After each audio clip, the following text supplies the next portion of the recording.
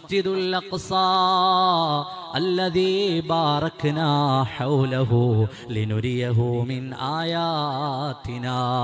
ബൈത്തുൽ മുഖദ്ദസിന്റെ ചാരത്തുള്ളതെന്താണ്? അതിന്റെ ചുറ്റുപാടും അനുഗ്രഹപൂർണമാണെന്ന് പരിശുദ്ധ ഖുർആൻ. അതിന്റെ ചാരയാണ് മഹാരഥന്മാരായ പ്രവാചകന്മാരുടെ ഖബറുകളുള്ളത്. അവിടെയാണ് മഹാന്മാരായ പ്രവാചകന്മാർ നടന്നുപോയത്. അവരുടെ സാന്നിധ്യമുള്ള ഇടം അവിടെയായിരുന്നു. അവരുടെ ജീവിതം അവിടെയായിരുന്നു.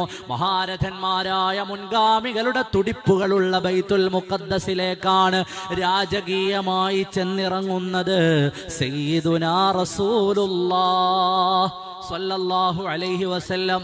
അവിടെ ചെന്നിറങ്ങുമ്പോഴോ അവിടെ കാണുന്നു നബിയുല്ലാഹി ആദം അലൈഹിസ്സലാം, ഒരു ഭാഗത്ത് ഖലീലുല്ലാഹി ഇബ്രാഹിം അലൈഹിസ്സലാം, ഒരു ഭാഗത്ത് കലീമുല്ലാഹി മൂസ അലൈഹിസ്സലാം, ഒരു ഭാഗത്ത് റൂഹുല്ലാഹി ഈസാ അലൈഹിസ്സലാം.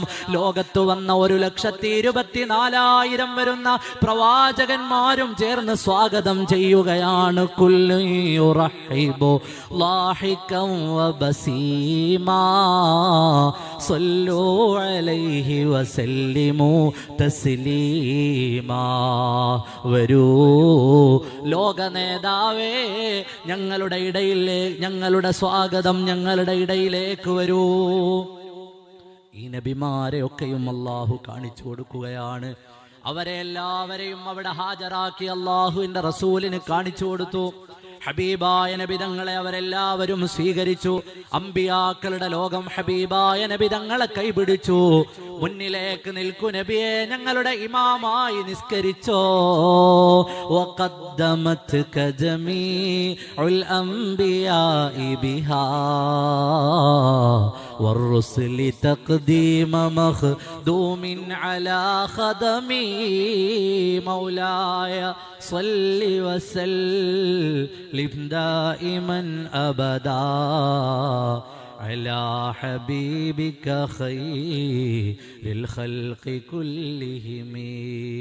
അല്ലാഹു ഹബീബായ നബിതങ്ങൾക്ക് നൽകിയതെല്ലാം ഉന്നതമായതാണ്. അവിടുത്തേക്ക് നൽകിയ ഖുർആൻ, അവിടുന്ന് ജനിച്ച ഇടം, അവിടുത്തെ ഉമ്മത്ത്, കുന്തും ഖൈറ ഉമ്മത്തിൻ ഉഖ്രിജത് ലിന്നാസ്, അവിടുത്തെ യാത്രയും ലോകത്തെ ഏറ്റവും അത്ഭുതകരമായ യാത്രയാണ്. അതിലൊരു കുറവും വരുത്തിയില്ല. 1,24,000 വരുന്ന നബിമാർ.